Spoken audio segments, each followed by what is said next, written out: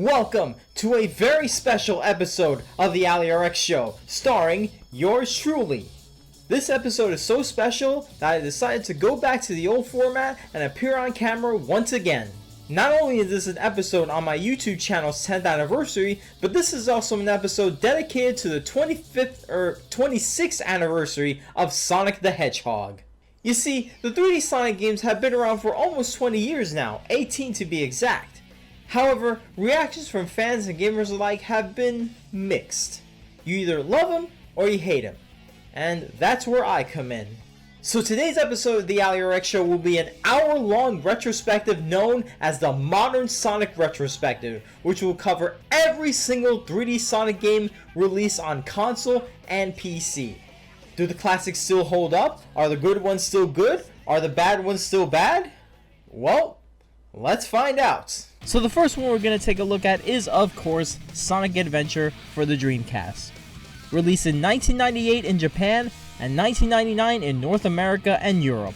Back in the late 90s, there was so much hype for this game after the cancellation of Sonic Extreme on the Saturn, as well as two disappointing games from Traveler's Tales. Fans and gamers alike were eagerly awaiting to see what Sega and Sonic Team could do with their mascot in a 3D world. With a console built from the ground up as a powerful 3D home arcade machine, that was finally possible. But the question is it still as fun as we remember it? Well, yes actually, for the most part anyway. The story focuses on Chaos, a liquid monster capable of destroying cities and using the power of the Chaos Emeralds to become even stronger. And it's up to Sonic and his friends to stop him. The voice acting is fine. I think the terrible script and dialogue makes the cutscenes much cheesier than the voice actors themselves. You have three worlds to explore in: Station Square, Mystic Ruins, and the Egg Carrier. Throughout the game, you'll uncover new secrets and stages. Of course, this all depends on the character you play as. You have 6 playable characters in adventure mode, each one playing very differently from each other. And although they're all centered around the same story, they all have different perspectives of that story. Sonic is just as fast and fun as he was in the Genesis classics. The level designs in his story mode are awesome as well. In addition, he has some new attacks, such as the homing attack, where he attacks an enemy in the middle of a jump. This works very well in a 3D Sonic game, especially against enemies flying and or floating in the sky. Tails' gameplay is very similar to Sonic's. However, instead of running around and exploring the stages, he has to beat Sonic in a race in every single stage. Otherwise, he loses. He can fly around and do various attacks with his tails, no pun intended. Knuckles throughout the entire game has to collect pieces of the Shattered Master Emerald. This is great because it allows you to explore the entire stage and look very deep to see where each piece is, although sometimes they're way too easy to find. The great thing about this is that the emerald pieces are always in random places no matter how many times you play the same stages over and over again. Knuckles can glide, dig, and do various fist attacks. Amy's gameplay is alright. All she does is run away from this giant robot named Zero and hits enemies with the giant mallet. Then there's E101 Gamma, Dr. Eggman's evil turned good robot. His gameplay is aiming and shooting at enemies. The more enemies he kills, the more time he gets. If you don't kill enough enemies and the time runs out, you lose a life. Gamma is good, but not great. Definitely could be better. And finally, Big the Cat. He is the absolute worst! All he does is fish for his damn frog that ran away. To make matters worse, it's a pain in the ass when it comes to fishing. You have to keep toggling your fishing rod to make sure you actually catch the damn thing. This is one part that made Sonic Adventure a chore to beat. If it wasn't required to complete the story mode with every single character, I wouldn't even bother. Every main Sonic platforming game since the Genesis has always been a smooth 60 frames per second. However, Sonic Adventure throughout almost the entire game is locked at 30 frames per second. Believe it or not, Sonic Adventure was originally going to be a 60 frame per second game. You can even see early demo videos of it running at that frame rate. However, because Sega rushed out the game for the Japanese market, it wasn't fully optimized for 60 frames per second, and as a result, it ended up being locked at 30 frames per second. This especially hinders Sonic's gameplay, in which speed is emphasized. When you have a game running on a choppier frame rate, you're not going to get a truly fast and smooth game. Now if this was Mario or Crash Bandicoot, then it wouldn't be such a problem. But this is Sonic. Fast gameplay and smooth frame rate go together like milk and cereal, like bread and butter. Strangely enough, Twinkle Circuit is the only stage that runs at a smooth 60 frames per second. The camera control is also a little wonky. There are even moments where I couldn't even see my character at all. There are also some glitches, and while they're not game breaking, they can get annoying at times. For example, Sonic's homing attack sometimes won't register correctly and he'll just land normally. This is bad if you're in mid-air and there's nothing else to land on. But despite these flaws, Sonic Adventure is still a fun as hell game. The graphics are very good, especially for a 1998-99 game. The soundtrack, aside from a handful of really cheesy songs, is fucking awesome. Crush 40 especially did an amazing job with the theme song and Sonic's theme. Oh, and did I mention you can raise Chao in this game? Overall, I give Sonic Adventure a silver. In 2004, an enhanced version called Sonic Adventure DX Director's Cut was released for the Nintendo GameCube. It's the exact same game with significant improvements such as 60 frames per second gameplay, new missions, Game Boy Advance support, and of course, improved graphics. I'm glad they addressed the frame rate issue with this one. This is definitely needed. However, the frame rate can be quite inconsistent. The most noticeable frame rate drop I saw was the volcano in Red Mountain. The camera issues and glitches are more or less the same. Overall, Sonic Adventure DX is better than the original, but not by much. A PC version was also released that same year. This one definitely runs better than the GameCube version, however, it's still not a great port. Mind you, I have a pretty powerful gaming PC, yet I'm having some minor frame rate issues. This version also supports the god-awful Secure ROM DRM. So if you buy it for the first time, it's gonna be a pain in the ass trying to launch this game.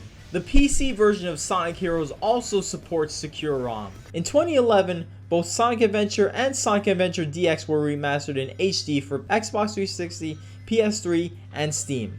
However, regular Sonic Adventure mode is simply the DX version in HD without all the features of DX, while DX is DLC.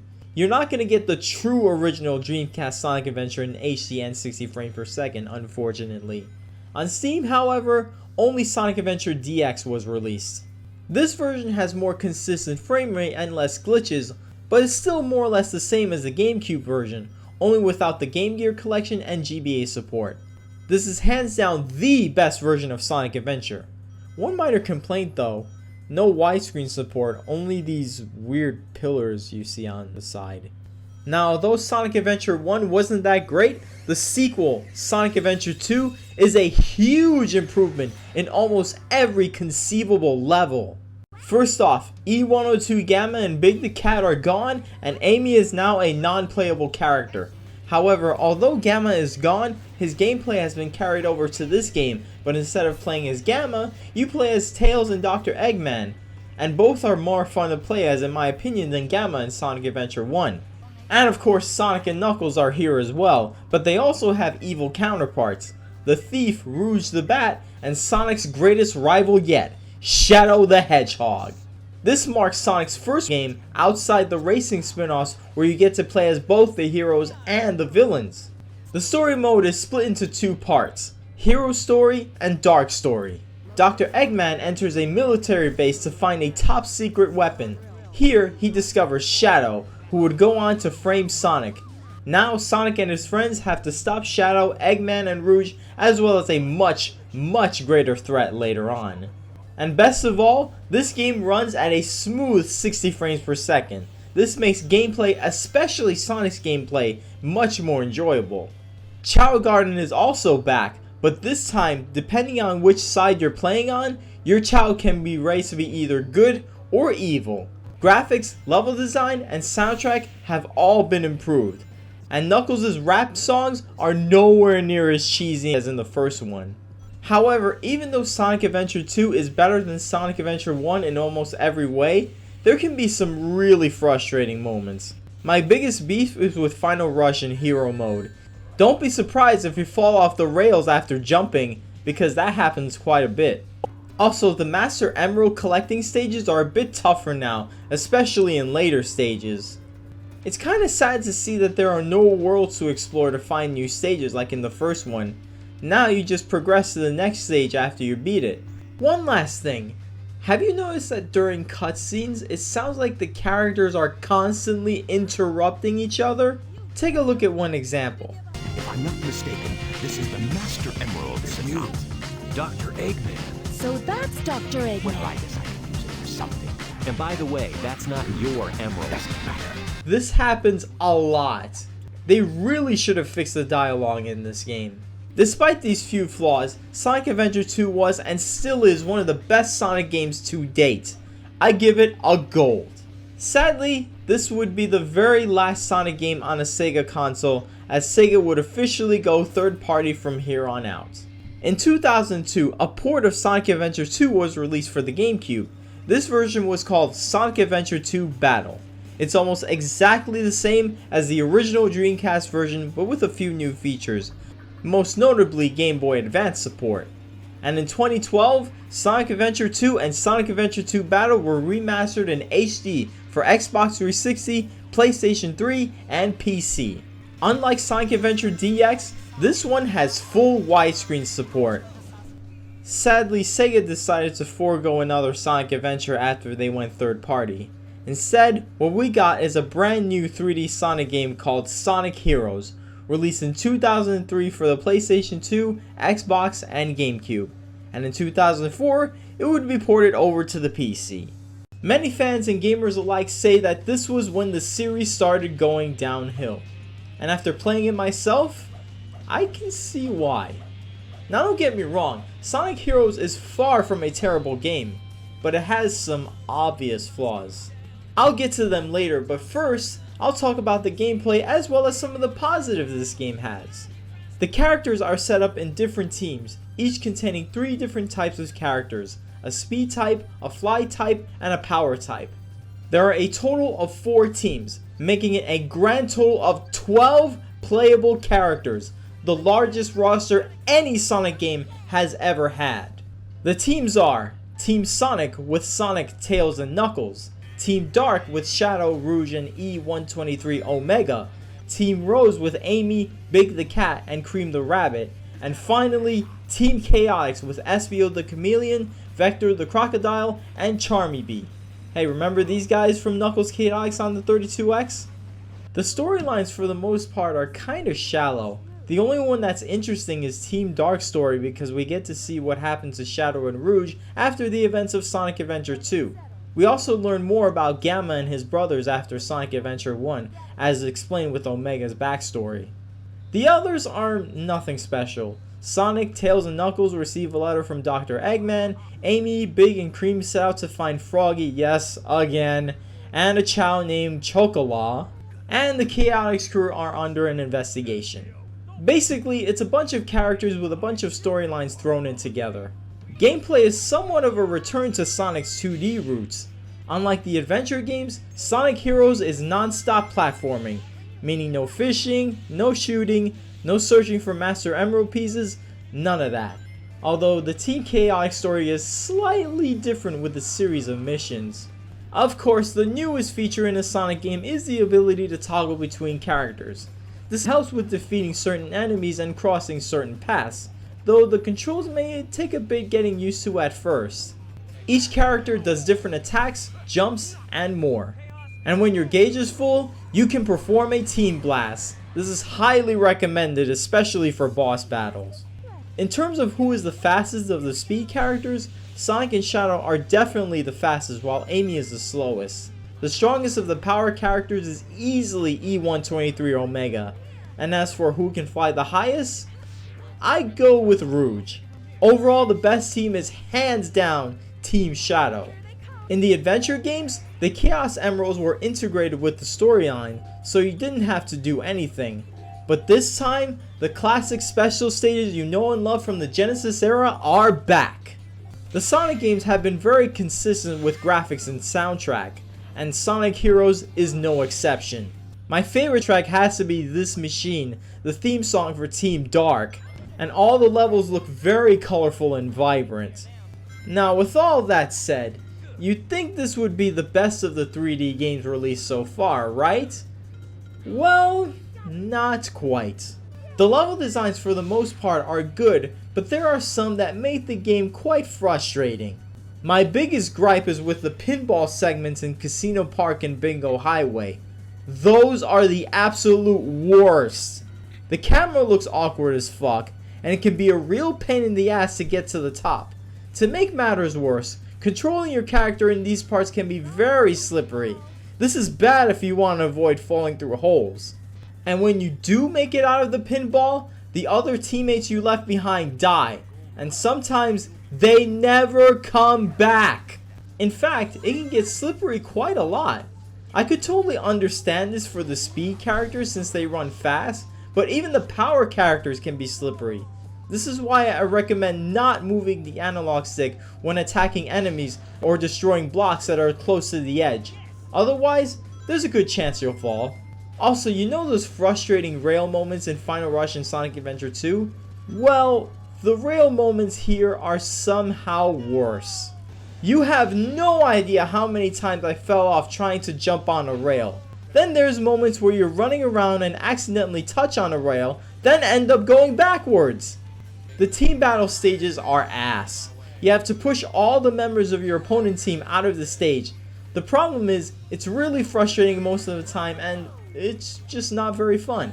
This game also has some really annoying glitches. Here's a couple of examples. The vine swinging parts at the end of Lost Jungle. Even after pressing the jump button at the right time, you could still fall off. And you know this weird segment in Mystic Mansion? Sometimes, for whatever reason, you'll fall off and die, even though it looks like you clearly landed on the ground. I've also heard problems vary from version to version. So far, I've only played the GameCube and PC versions, and to be honest, they feel more or less the same. However, I've heard some really bad frame rate issues on the PlayStation 2 version, so I'm definitely avoiding that one at all costs. The GameCube and Xbox versions support 480p enhanced definition. However, the PS2 version only supports standard definition 480i and 576i, so you're gonna have to use some kind of homebrew to force the game to play in 480p. Here you are seeing me play the PC version in 720p. Overall, Sonic Heroes is an okay game. Not great, not terrible, just okay. Definitely could have been better. I give it a bronze. Next up is Shadow the Hedgehog. Released in 2005 for the PlayStation 2, Xbox, and GameCube. To many fans and gamers, this was even worse than Sonic Heroes. But I'm gonna be totally honest with you guys. I like this game. Yup, I really do. That's not saying a whole lot though, and I'll get to that in a moment. So after the events of Sonic Adventure 2, we finally find out more about Shadow's backstory. Remember, in Sonic Heroes, we didn't get much of that.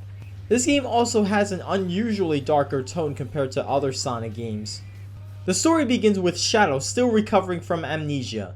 The only things he remembers are his name and a glimpse of when he escaped from the space colony Ark with Maria. Enter Black Doom, or as I like to call him, Dr. Claw, because that's exactly what he sounds like. He tells Shadow of a promise he made to collect all 7 Chaos Emeralds. Still uncertain about his memory, Shadow agrees. This game has 3 different mission types: Normal, Dark, and Hero. Normal missions are usually pretty straightforward, while the Hero and Dark missions focus on specific tasks. If you kill Black Doom's monsters, your Hero gauge increases.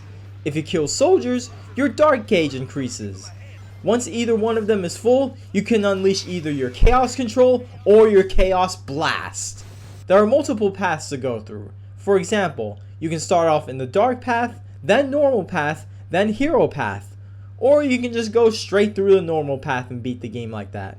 Throughout the story, there is many truths and lies about Shadow. For example, you have Dr. Eggman claiming that he's an android and a bunch of other inconsistencies. However, to complete the game, you have to go through all the paths to get the true path and find out the truth about Shadow. This is when the game starts to feel a bit tedious. After playing the same stages over and over again just to unlock more paths, don't you just wish you could beat the whole game already? Thankfully it isn't that bad and I was able to tolerate it. What makes it even more tedious is the fact that there are some stages that are just downright awful. The ones I really despise the most are the Doom and Lost Impact, which are basically the same stages. I especially hate these slow moving lifts. You literally have to sit there and wait for it. Then there's the cyberspace stages like Digital Circuit, which feels like a maze. Now you're probably thinking, well, that doesn't sound too bad. Well, try playing that stage more than once in a game where you have to unlock multiple stages. Outside of stages like those, the level designs for the most part are pretty enjoyable. Controls feel a little stiff, but still playable. However, the driving controls are absolutely terrible. It's pointless to use a vehicle anyway because Shadow is fast enough to run. Also, at least in the GameCube and PS2 version, this game suffers from really bad frame rate drops. In fact, you can see one right out of the gate. I really hope the Xbox version doesn't have this issue. Honestly, I have no problem with Shadow using guns. I was skeptical at first, but after playing it, it can be quite fun shooting the shit out of people. You can also punch and kick, but they're pretty much useless. Oh, and Shadow is the only playable character in this game, which is totally fine with me. Plus, not everyone was a fan of the different characters in the Adventure series. This is also the first Sonic game with the 4Kids Entertainment voice cast. This was met with controversy with the fandom, as many say they're worse than the original voice cast. Aside from Sonic's voice, the voice acting isn't too bad. I'll definitely say this though, Tails' voice here is way better than in Sonic Heroes.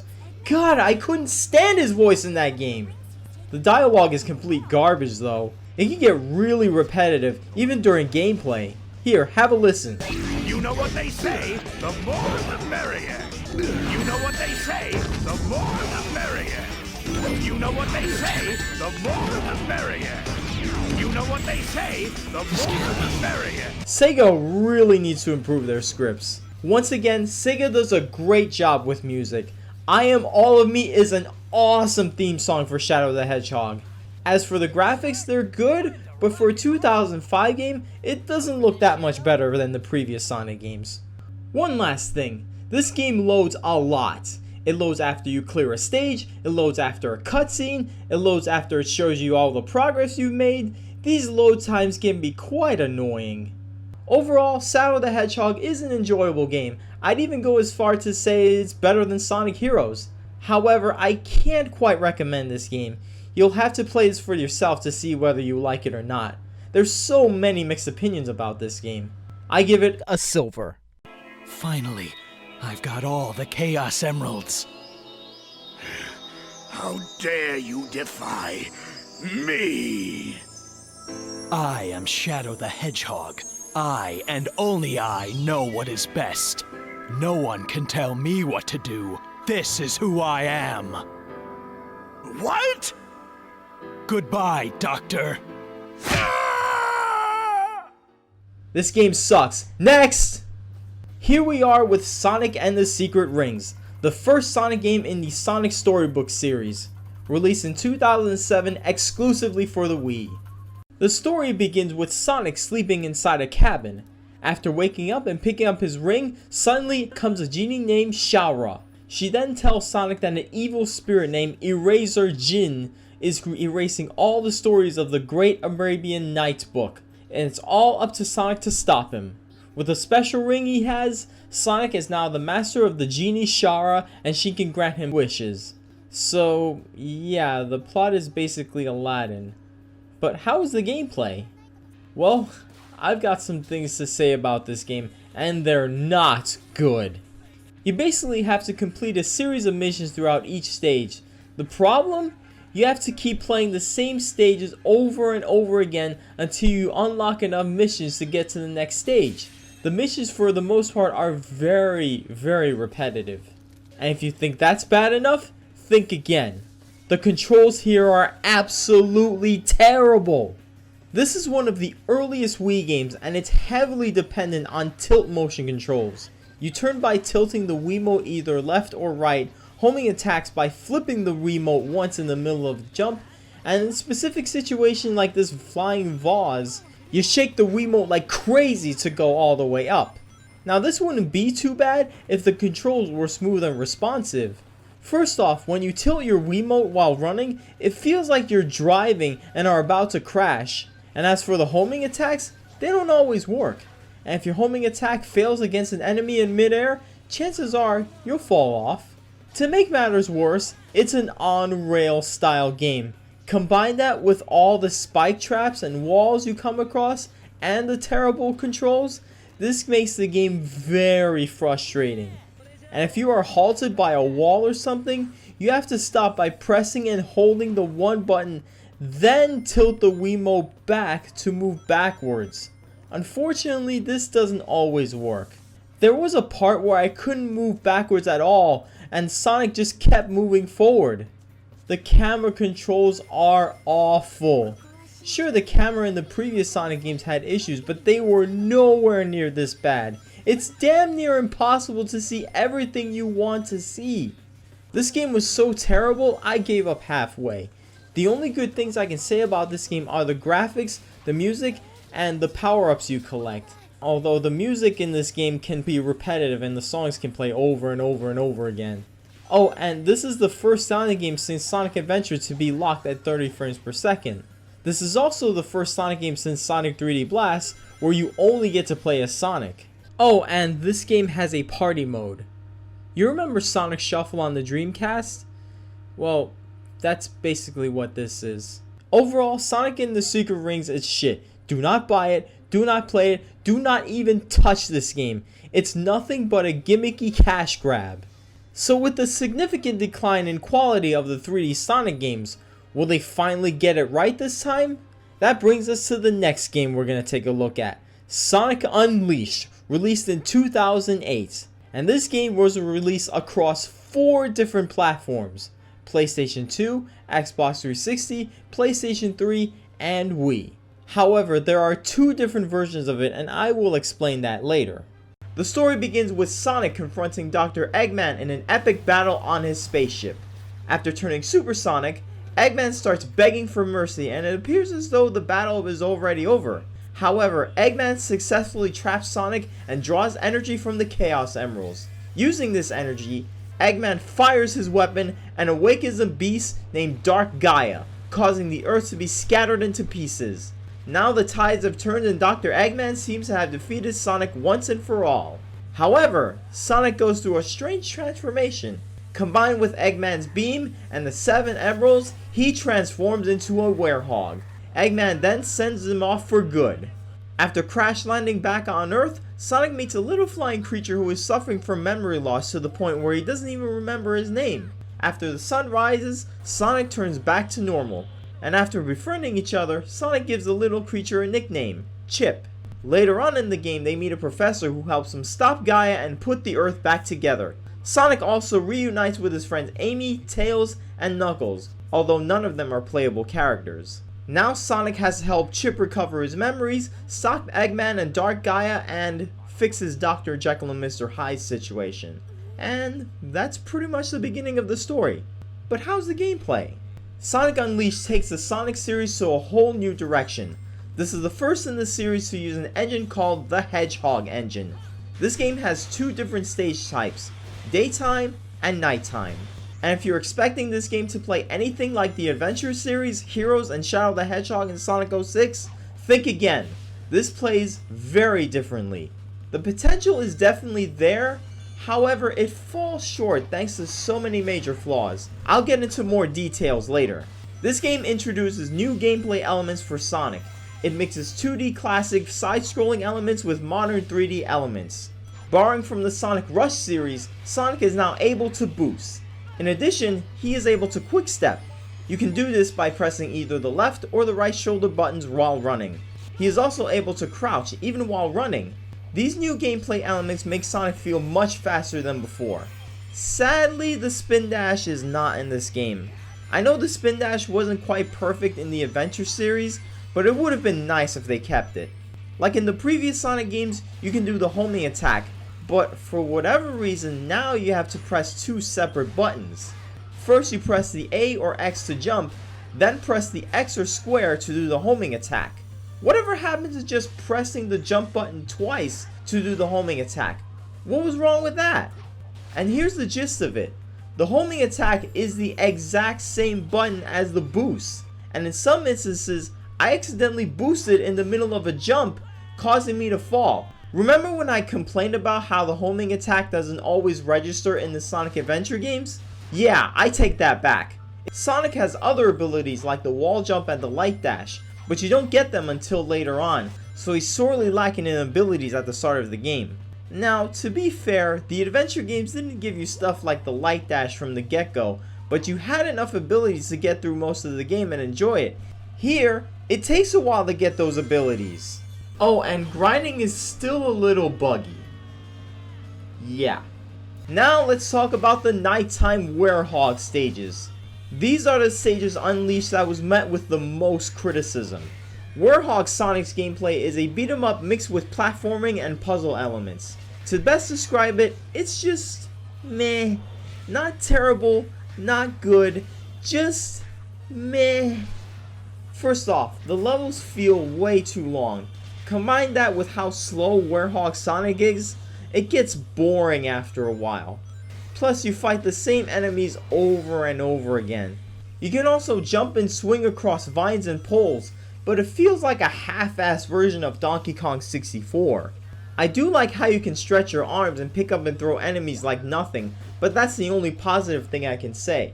I have another major complaint about the nighttime stages, but it also affects the whole game in general, and I'll get to that later. After you complete a stage, you get to raise your experience points.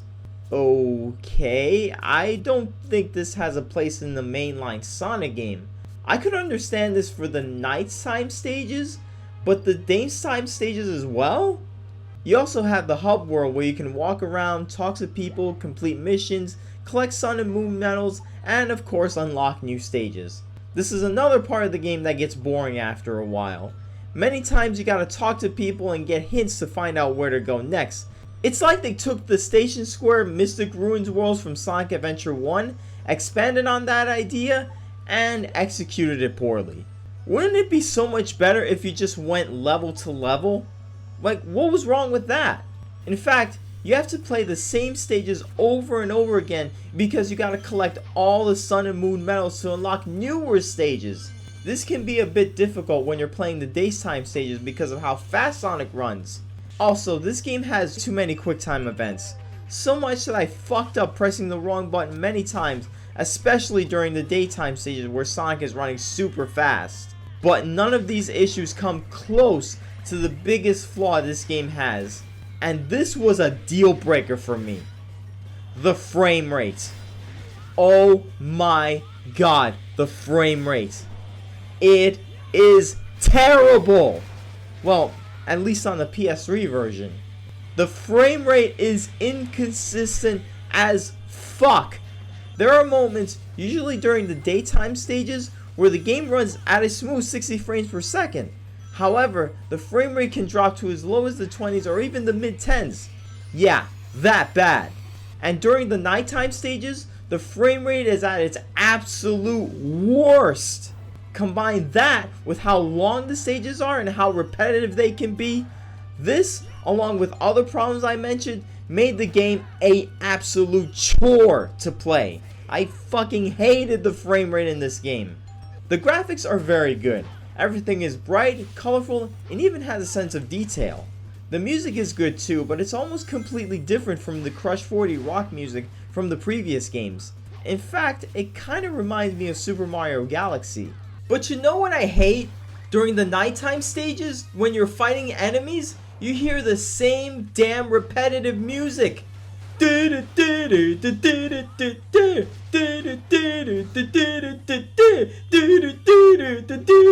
Like shut the fuck up already. Overall, Sonic Unleashed for PS3, Xbox 360 is mediocre at best.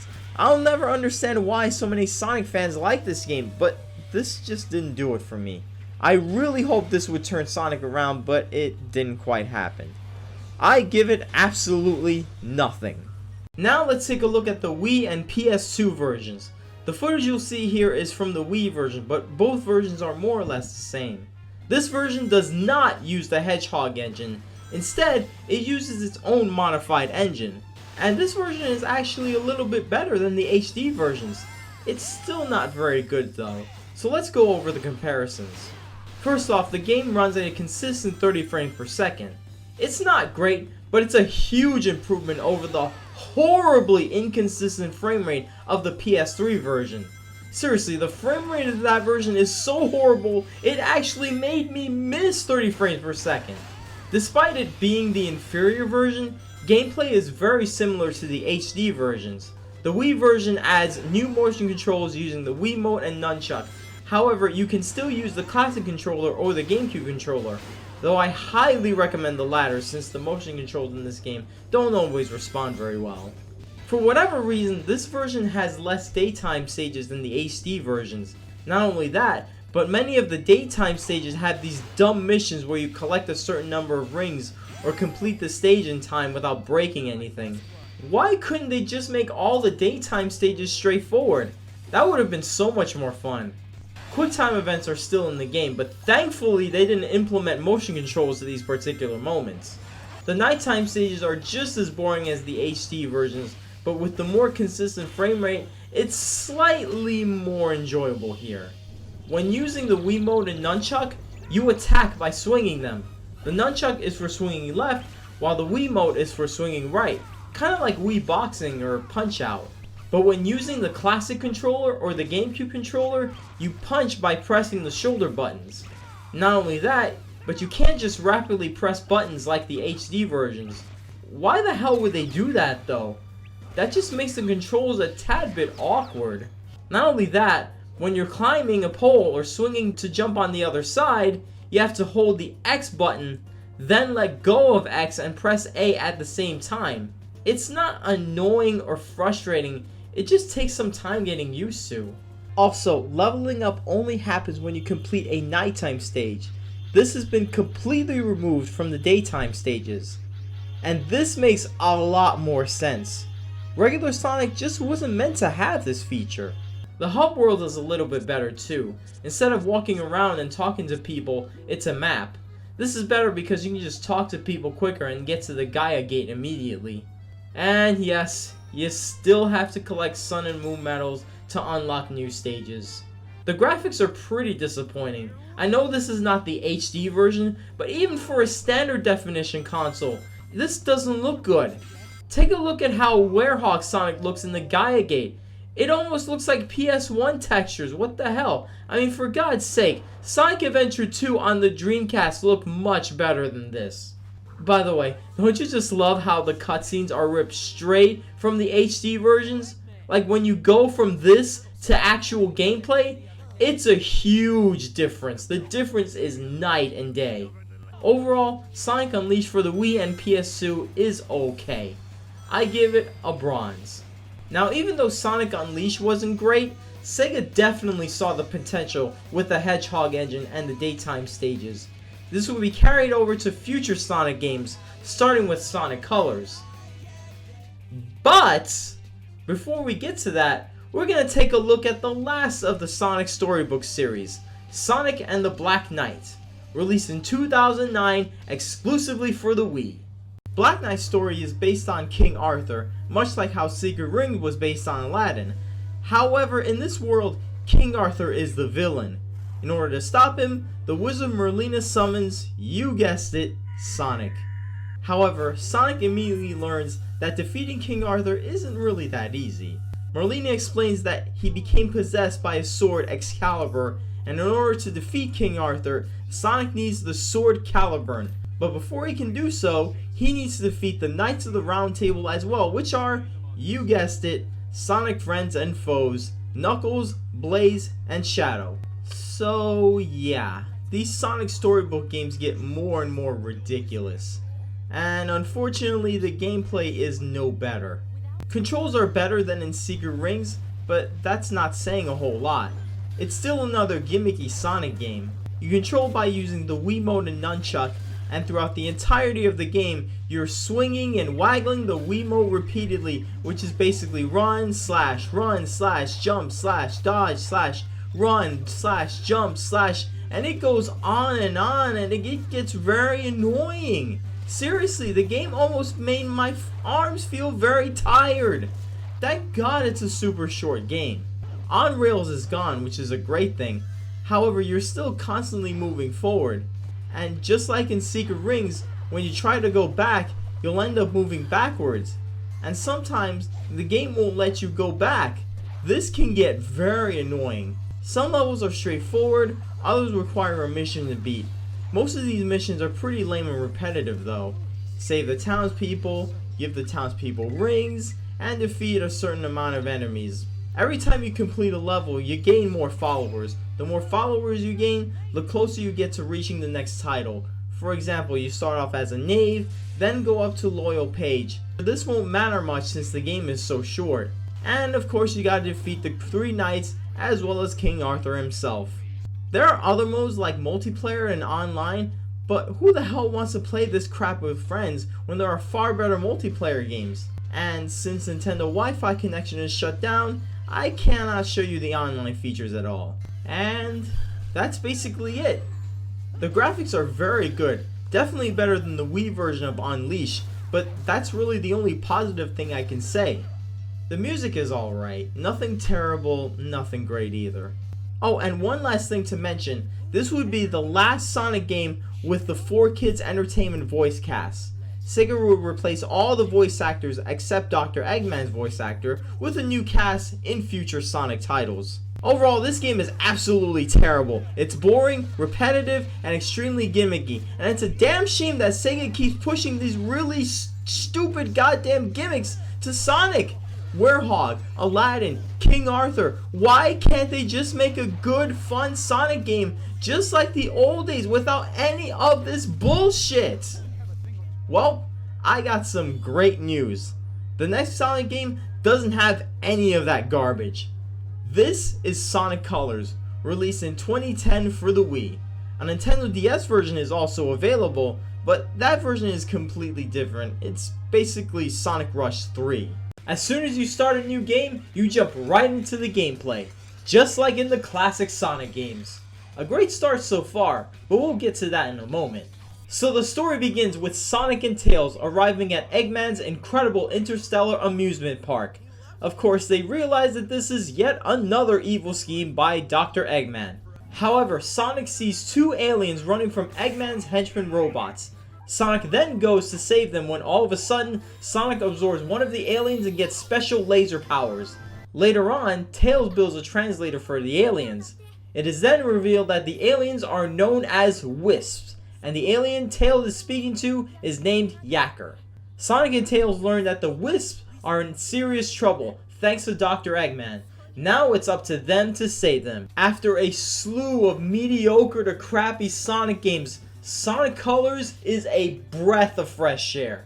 There hasn't been a good Sonic game this good for almost a decade. Sega and Sonic Team saw the potential of the daytime stages in Unleashed and perfected it here. One big improvement over Sonic Unleashed is the fact that you can jump and do a homing attack with the same button, the jump button, just like in the adventure games. So you don't have to press 2 different buttons, though that shouldn't have been in Unleashed in the first place. Quick time events are back, but they're nowhere near as bad as in Unleashed. They're a lot more tolerable here. And best of all, no stupid gimmick. No Hedgehog, no King Arthur Knight, whatever, none of that bullshit. Oh, okay, maybe this game has a gimmick, but this one actually works and works very well. Throughout the game, you use the Wisp as specific power-ups, and there are 7 in total: Laser, Drill, Spike, Rocket, Cube, Hummer, and Frenzy. You get these as you progress throughout the game. And unlike the Hedgehog stages in Unleashed, the Wisps don't ruin the flow of the game. Sonic Colors is a consistently fast-paced platformer, and that's exactly what the Sonic fans want. Well, most of them anyway.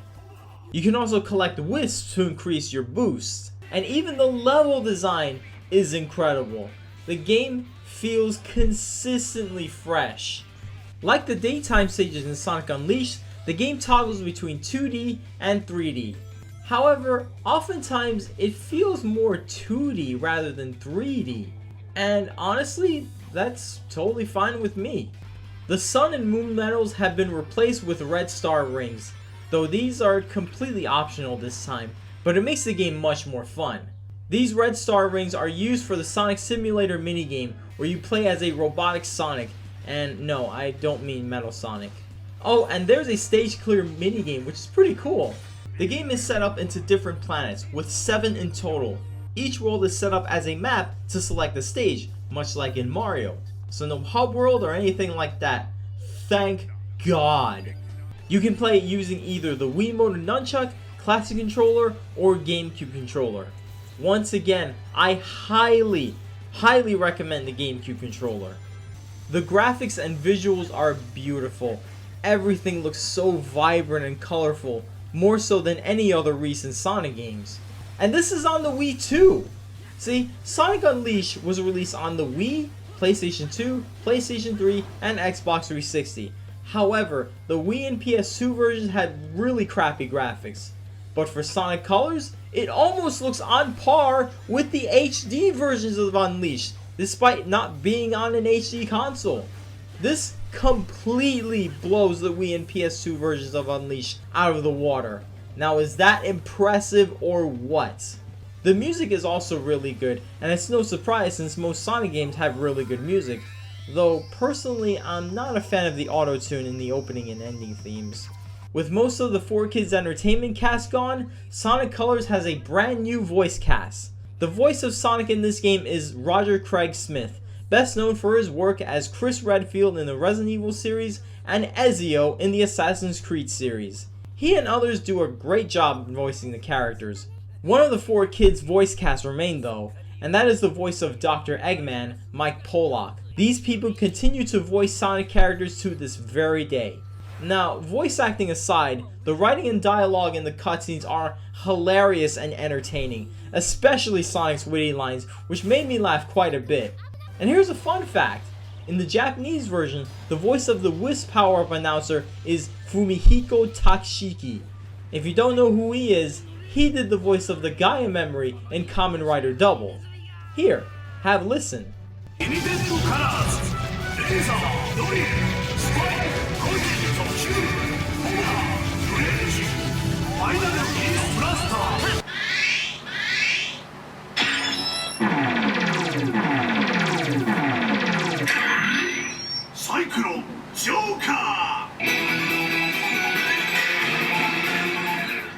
My only two complaints are the lack of spin dash and the fact that it's locked at 30 frames per second.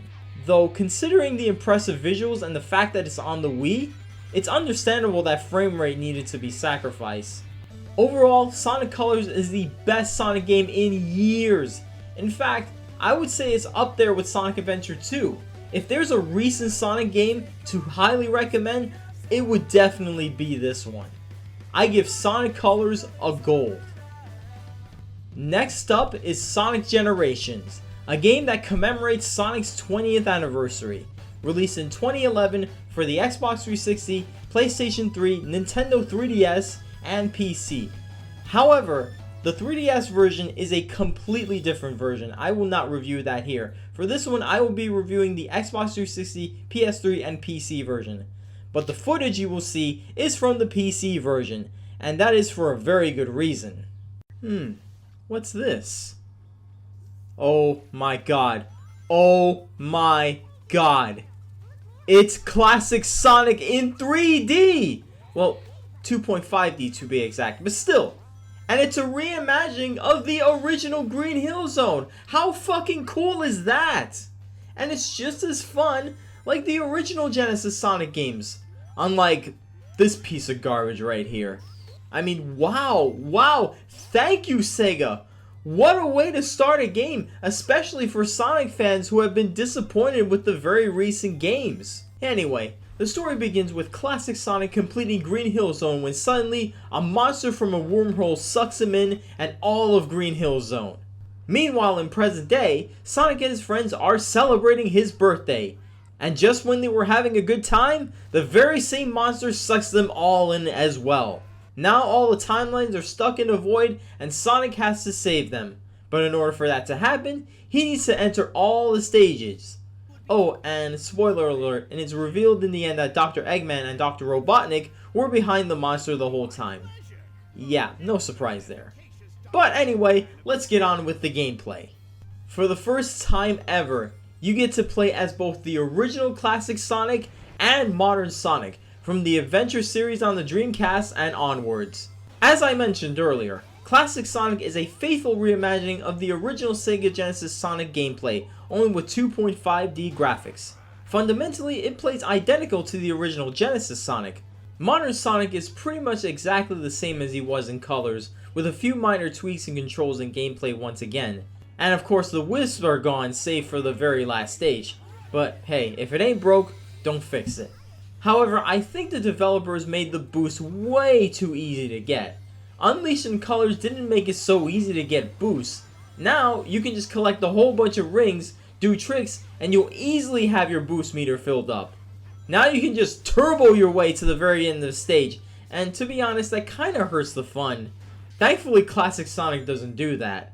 And sadly, yes, the spin dash is still gone. Get used to it. Unless, of course, you play as Classic Sonic, but that's different. There are a total of 9 stages, each containing 2 acts.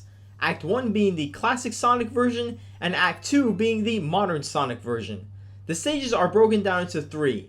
Once you complete all 3, you unlock missions from each stage, both for Classic and Modern Sonic. You need to complete at least 1 mission from each stage to collect all 3 keys to get to the next boss. Each stage and boss is a throwback to a stage from a previous Sonic game, so basically a best of series. There's also the Casino Night DLC, but it's just a pinball stage, and it's basically the only DLC in the game. And I gotta say, when playing as Classic Sonic in the classic stages or Modern Sonic in the modern stages, the reimagining of these stages look amazing. I mean, take a look at these comparisons between Modern Sonic and the respective 3D games. It's like reliving the Dreamcast and PS2/GameCube days all over again. Although it's weird to play the Perfect Chaos stage without transforming into Super Sonic. I mean, talk about inconsistency. However, that being said, it's kind of a problem with the final 2 stages, particularly with Rooftop Run for Sonic Unleashed. Mainly because the stage is based off of a game that also used the Hedgehog engine, just like here in Generations. Take a look at the original and the Generations version. Can you really tell a difference? It's basically the same thing but with more refined controls. I definitely love the modern versions of the classic stages as well as the classic versions of modern stages. And look at Classic Sonic with the little skateboard in City Escape. Doesn't he look cute in that? The missions can be quite tedious. That is, if you want to complete the game 100% and save all the stages from the void. In fact, some of them are quite repetitive. Race against your doppelganger, change enemies into rings and collect them, and get to the goal before the time runs out. Though most of the other missions are very different. The one I can't stand the most is the Vector mission from Rooftop Run. I absolutely hate it. I freaking despise it. It's so damn frustrating, especially when the music starts playing really fast, like. And really, if you take away all the missions, you get a really short game, especially with how easy it is to get boosts and turbo your way all throughout the game. The level designs are awesome, and like I said, they're great reimagining of their respective stages. Though, honestly, I prefer the level design than Sonic Colors. The graphics and visuals are awesome as well. Once again, no surprise here since graphics are one of the things that have been consistently good in all the Sonic games. The music is also great. Almost all of them are remixes of songs from past Sonic games. Yes, even the ones in the menu and stage select. However, I will say this though, I hate the classic remix of City Escape. Why? One reason. Too much auto-tune! Dangerous lurking around every turn. Trust your feelings, got to live and learn. I know with some luck that I'll make it through.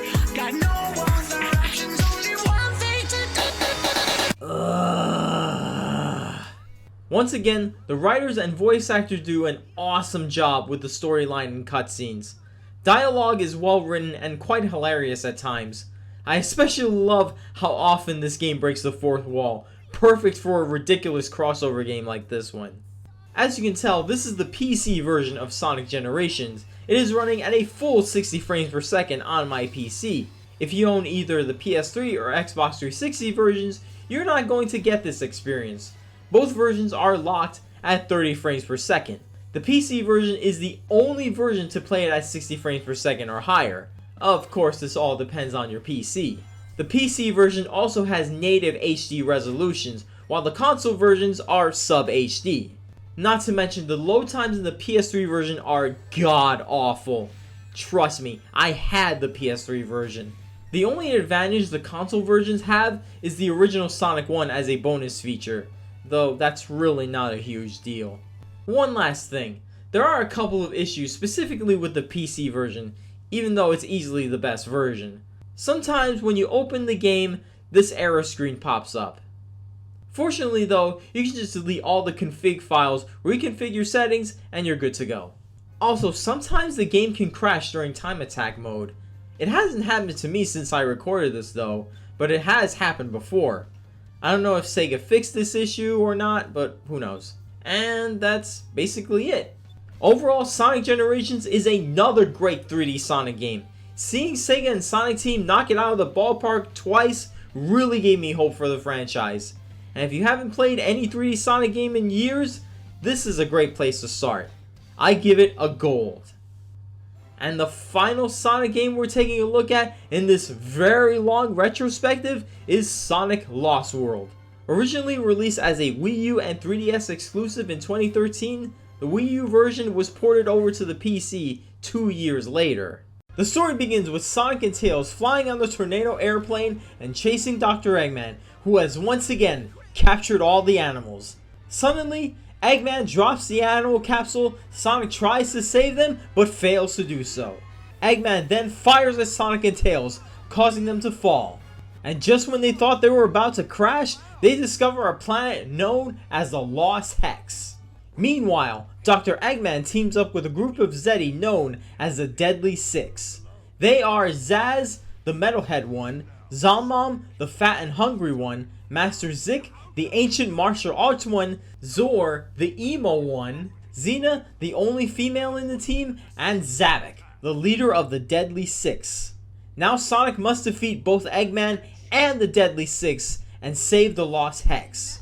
And I gotta admit, the storyline in this game is quite interesting because problems occur due to Sonic's own mistakes. It goes to show you that even the fastest heroes can fuck up. But enough about that, let's get on with the gameplay. Sega and Sonic Team have been pretty consistent with the gameplay of the last three main Sonic games, Unleash, Colors, and Generations, all of which use the same fundamental gameplay.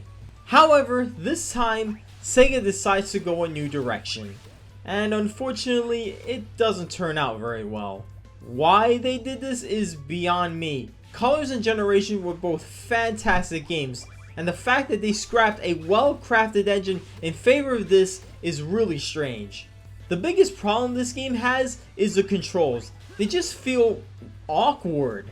Instead of running like you normally do, you just walk with the analog stick. So how do you run?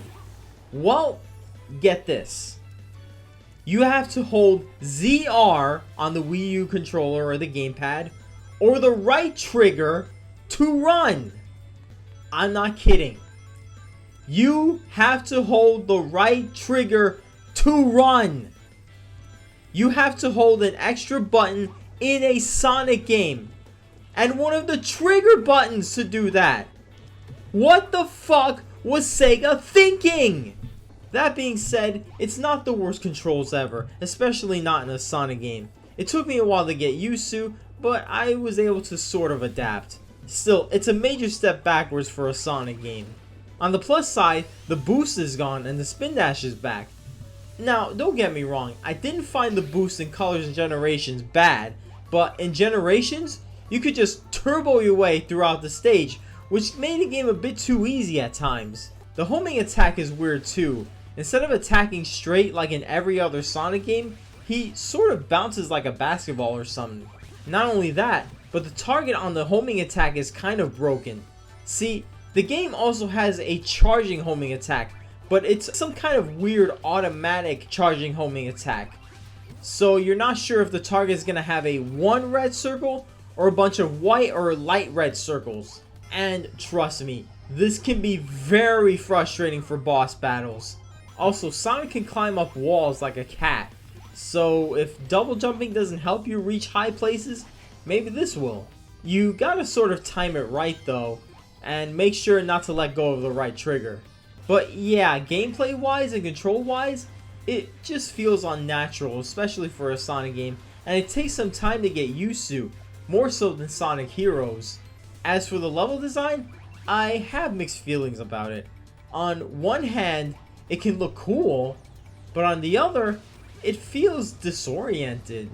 It seems Sega and Sonic Team were trying to copy the aesthetics of Super Mario Galaxy, as well as bits of the cancel Sonic Extreme. This can also negatively affect the camera controls, but I'll get to that later. Like Unleashed Colors and Generations, this game also toggles between 3D and 2D, and the Wisps are back again. For some odd reason. Why they did that? I don't know. But they have absolutely no purpose in the storyline. They're just there in the game. They were fine in colors, but just not here. Not to mention, some of the Wisps don't control right at all. In the Wii U version, the Wisps took advantage of the gamepad's touch and gyro motion controls. But since this is the PC version, I'm playing with the Xbox 360 controller, which is probably the reason why the controls for some of the Wisps just flat out suck. Take the Rhythm Wisp for example. You control them by jumping on the musical notes, but if there are no more musical notes, you're just stuck there. Another one is the Rocket Wisps. Now here's where the camera controls completely fall apart. Take a look at the Master Zik boss battle in Tropical Coast Zone 4. When using the rocket, you have to make sure you're standing right underneath one of the small planets. The problem? It's hard to see where exactly it is, and you can't adjust the camera controls in this. Many times, I accidentally blasted myself into the sky, causing me to fall, causing me to lose a life. Eagle has flight controls, but they feel kind of loose. So yeah, the Wisps are back, and the ones from Colors are Laser, Rocket, and Hover. The new ones are Asteroid, Eagle, and Rhythm. The 3DS version has some exclusive Wisps, but I won't get into those.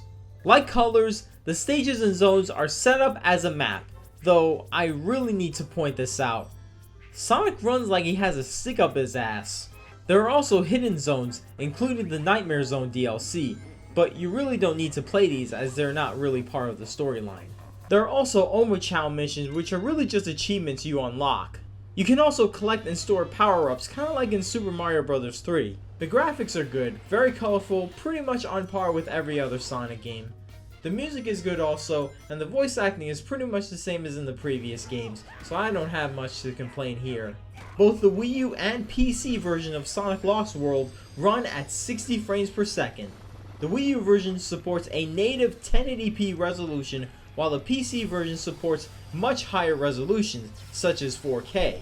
Of course, this all depends on your PC. Now I want to talk a bit about the 3DS version. Now, I have not played it myself, but based on some of the footage I've seen, it looks pretty decent for a handheld port, though I imagine the game itself is still lukewarm. All in all, Sonic Lost World is a disappointment. In fact, it feels like a poor attempt at copying Super Mario Galaxy. Look, I understand that Sega had an exclusive deal with Nintendo when the original Wii U version came out, but still, they could have done so much better. Is it a terrible game? No. In fact, I would say it's okay at best. I only recommend it if you're a hardcore Sonic fanboy, which of course you're gonna get it anyway. I give Sonic Lost World a bronze. Well guys, this is it. We finally reached the end of the modern Sonic retrospective. And I gotta say, that was one hell of a ride. So in conclusion, the 3D Sonic games are hit and miss. You either love them or you hate them. they're not quite as consistent as the 2D Genesis and Mega Drive classics in terms of quality. Everyone seems to have completely different opinions on each Sonic game, especially after the Dreamcast. So when it comes to 3D Sonic, always check before buying. That way, you have a pretty good idea on whether the game is good or not. And in regards to this video, I know I skipped out on games like Sonic Riders and the handheld games, but those are spin-offs and not 3D adventure games or 3D platformers. Hopefully the upcoming Sonic Forces turns out awesome, even if it's mostly a rehash of Generations. Phew! That sure as hell was long. So anyway, that's it for this hour-long special of the Allie-RX show. Now I want your opinion. Did you enjoy this review? Did you agree? Did you disagree? Let me know what you guys think in the comments below, and if you really enjoyed this review... Somebody is knocking in the middle of the review. Somebody is fucking knocking in the middle of a review. I don't like it when somebody interrupts me in the middle of a fucking review. Well, anyway, if you really enjoyed this review, let me know what you guys think in the comments below. And if you really enjoyed this review, make sure you share it with your friends so that other... What now? What fucking now? First, the knock on the door, now this. Now I'm getting fucking notifications on my phone. Anyway, I'll go check to see what's up. Hey Allie, I really enjoyed your Sonic review. It was really long, but also really enjoyable. But I think you're missing one more. Take care. P.S. There's a package at the front door. A package at the front door?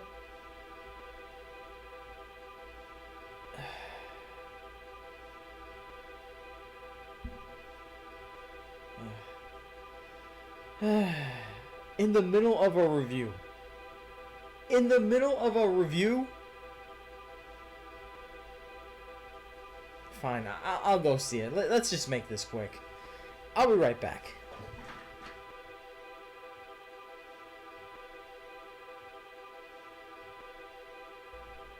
Okay. Let's see what's in this package right here. Let's see what's in this fucking package.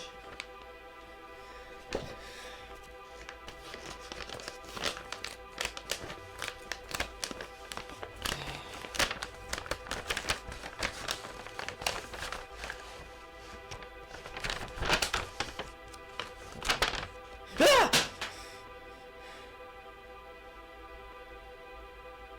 What the hell was that? Okay, I told you guys, this was a game that I was supposed to skip. This game does not exist. I fucking told you that. Ugh. Why did you send me this shit? This was not supposed to be reviewed. This was supposed to be flat out skipped. Okay? Fuck. God. Ugh. Okay. Just breathe.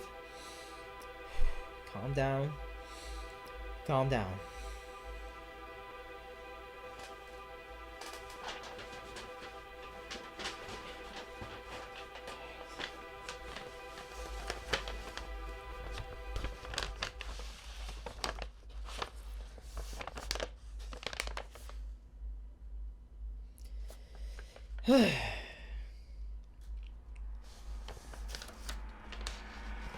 Well, there's only one thing left for me to do.